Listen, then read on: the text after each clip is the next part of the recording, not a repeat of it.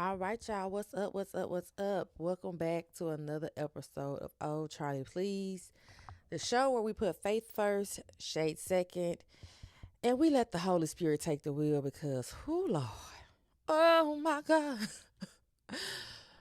Before we dive into this week's foolishness, go ahead and make sure you are following me on Spotify. Yes, this is on Spotify. I'm over there now. I am also on Apple Podcasts, and also on iHeartRadio.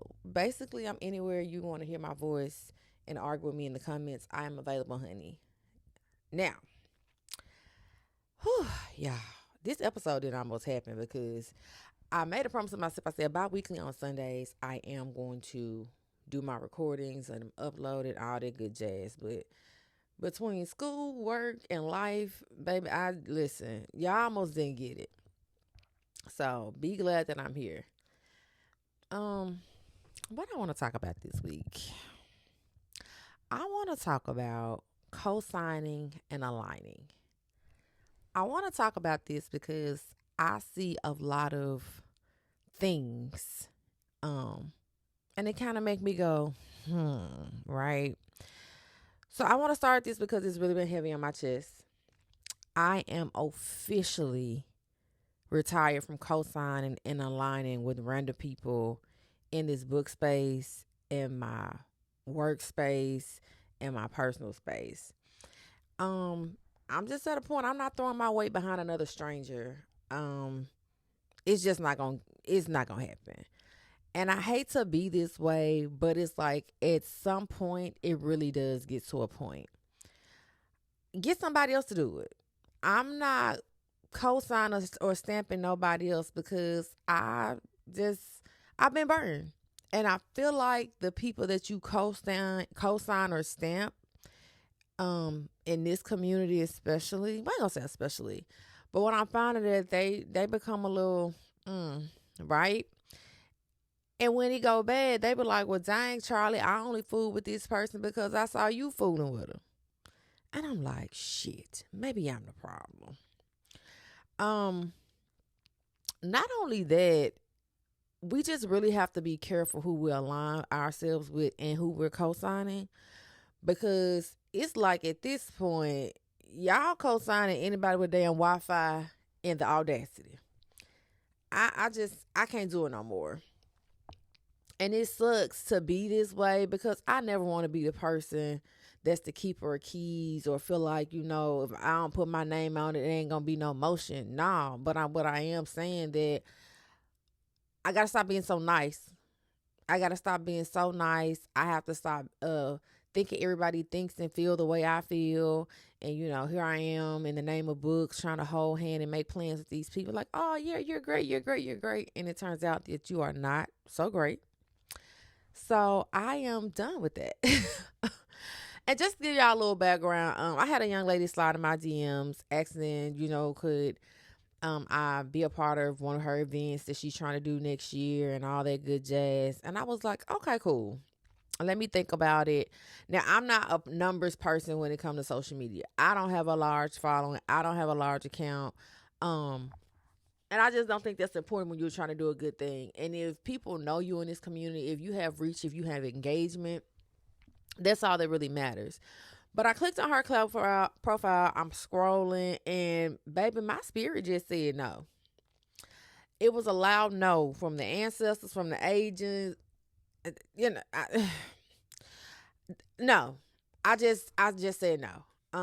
I don't know this woman. I don't know her event. I don't know her 100 followers. I don't know nothing about her.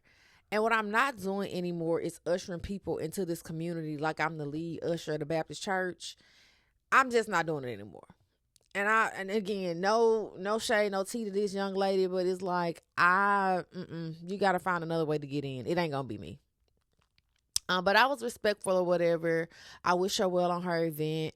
And I just told her, thank you for thinking of me, but nah, because I feel like with that, and I'm not saying this was her intent, but what I've seen is like when people know you genuine, you honest, you pure, and you true, and you want to see them win at anything that they put their mind to, they exploit that and they take advantage of it. And I don't like it. Cause if y'all know me, I'm going to hype up any and everybody. I'm not frugal with the support over here. I'm going to hype you up like nobody's business. So respectfully, I declined because I feel like had I accepted, it would have been one of them, oh, can you be a part of the Street King? Can you help me promote it? I'm trying to ain't got that in her. Not in this season. Not right now. I got some other stuff I'm working on, and I can't ride nobody else on at this point in time in my life. So, like I said, I politely wished her success. It was from the heart, but I'm just not doing it. Can't do it. Sorry. And I'm pretty sure it's gonna be amazing, but I just didn't want to be a part of that. So y'all, I don't know if y'all watched the news and seen that young lady Kayla Bryant get attacked at Clark Atlanta University by the young man on campus with her, Matthew Fornstein. We really live in a society where things it's just weird. It's just whack. It's taboo. It's whatever. So, from my understanding of what was being said online is that they were on a shuttle bus. Matthew and his girlfriend got on the bus, stepped on Kayla's foot. Kayla was like, dang, apologize, say excuse me. And the girlfriend, she made a big fuss about it. And from there, he got on go mode. Now, looking at this video, Kayla ain't no more than probably a buck 5, 10, 20 at the most, probably 5'3" to 5'5". Little old thing, fragile old thing. And this man is handling her like a rag doll. Handling her like a fucking rag doll, y'all. And it's 2 men out there. And it's another woman out there. Now, his girlfriend is, of course, talking shit. She don't care, which I think is weird. You see a man handle a woman like that, but I digress. But the 2 men, they're trying to de-escalate, and I get that you don't want to go full-on beast mode and catch no charges yourself. But I'm like, when did men stop being men? When did men stop standing up for women? I just never recall a time where growing up, some stuff like that could go down. And, they trying their best to diffuse the situation because we do know people are crazy, and you want to make a big home to your family too. But it's 2 of y'all against the one of him. I just feel like a little bit more could have been done. Just a little bit more could have been done in that situation.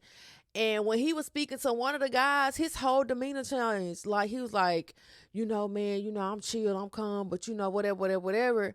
But soon as he direct the attention back to Kayla, he get the hollering about he don't care about catching a body. And it just got real scary. And I was like, damn, this the world we live in now. This is quite honestly, seriously, truly the world that we live in now.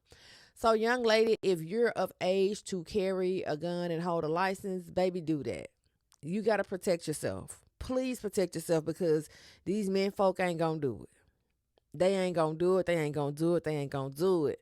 And that ain't going to knock to the man. Like I said, I guess you got a family you want to make it home to. You ain't trying to get in no trouble.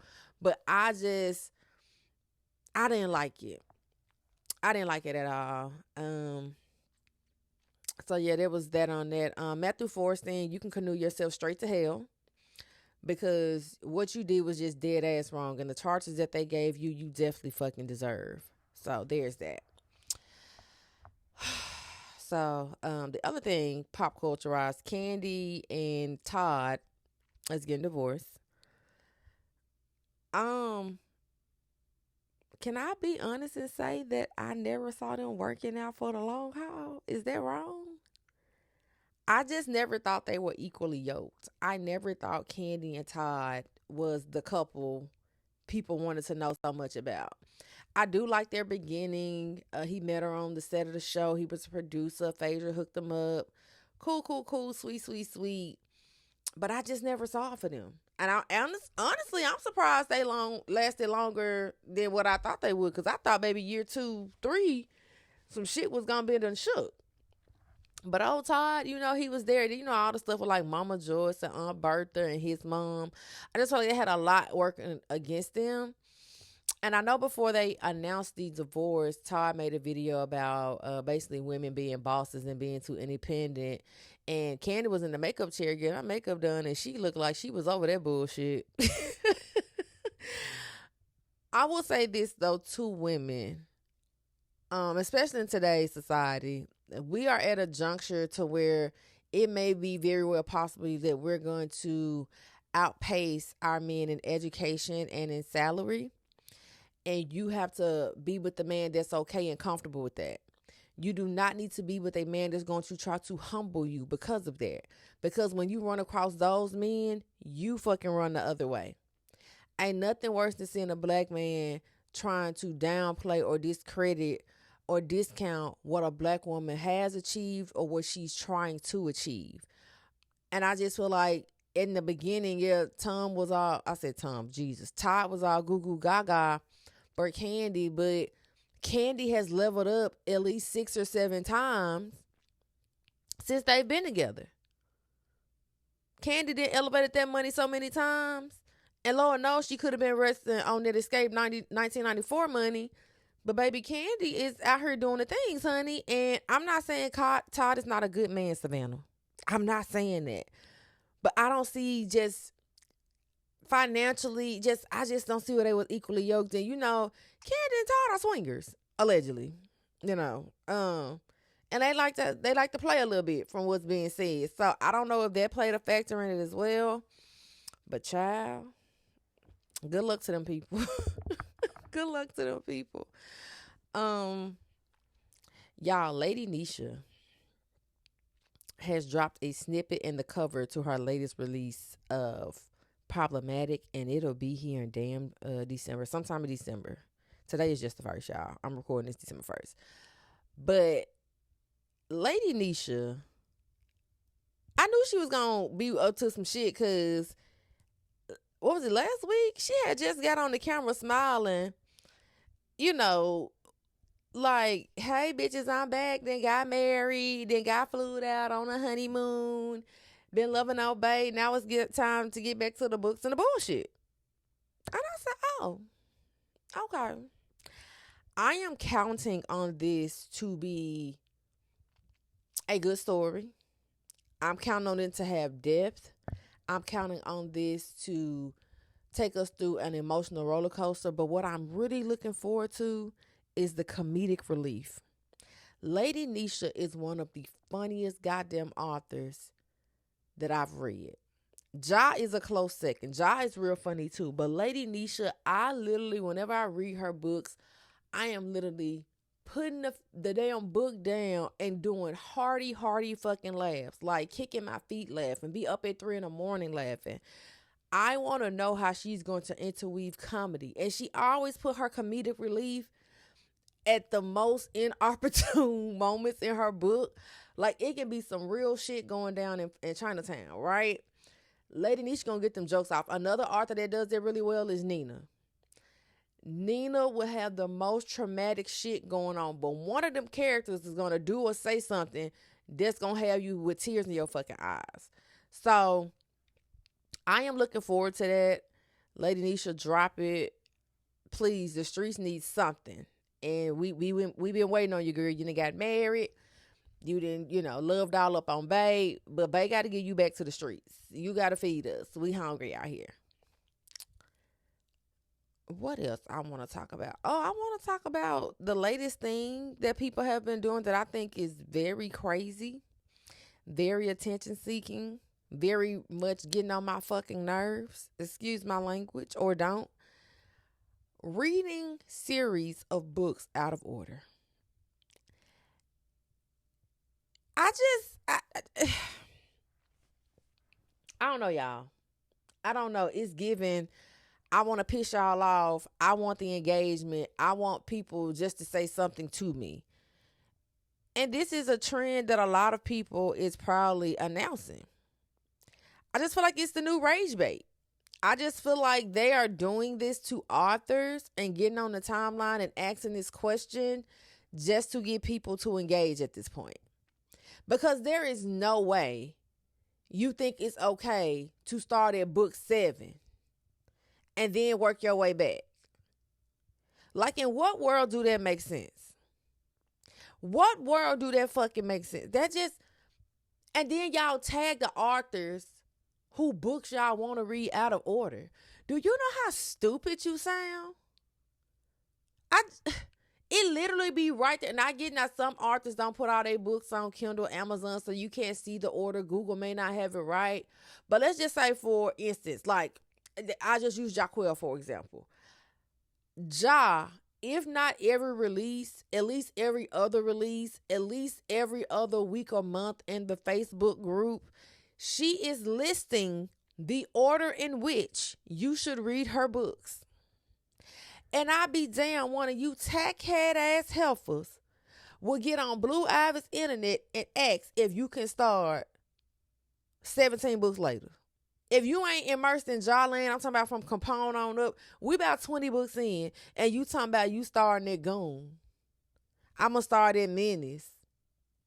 What? What was the reason? What was the reason? And I'm noticing that this is happening more frequently. And again, I say, I really do think this is rage bait. I really do think that y'all are doing this just so people can stop and call you stupid, just so you can have some type of conversation. You can't want to be in the know that bad that you're skipping books like that. And let me say this, even if you do skip a book, why are you telling us? Why are you telling us or asking us, is it okay if you skip the book? Just skip the motherfucker and leave us alone. It really gets to a point, y'all do a lot in this community, and it's really starting to chap my ass. I promise. It's just really starting to chap my ass. The last thing I want to talk about is I saw this video this young lady posted. Damn, I ain't got her name or nothing. But she made a video about the admiration to hater pipeline. And it resonated with me so much. She said people will start off loving you, and they will love you for the things you can give them. And she wasn't even talking about monetary wise. People love them because they know when they're around you, their light shines brighter, or they're able to connect with people they would have never had a way to connect with them. They're able to be seen now. They're able to stand next to you because of who you are. And it's an admiration in the beginning. They love you, right? It's great. Oh, this is amazing. You're this person. You're that, right? And then that admiration turns into hate. Now the very thing that they loved you for, they hate you for. They hate that you getting so much attention. They hate you getting those opportunities. They hate they can't get opportunities because without you, nobody's noticing them. They hate that people only know them because of you. You know what I'm saying? And it's seriously a pipeline. And I see it so much, whether it's on my job, it's with my family, in this book community. Kanye said it was all good just a week ago. It literally was all good just a fucking week ago. And now that, you've got what you wanted, or I've served my purpose, or the purpose no longer serves you, the admiration is gone. And now comes the hateration. I just want y'all to pick a side and stay there. I'm a very much black and white type of gal. I do not operate well in areas of gray.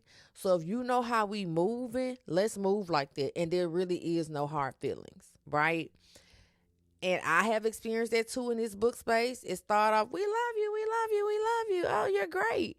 And it goes to, damn, why her?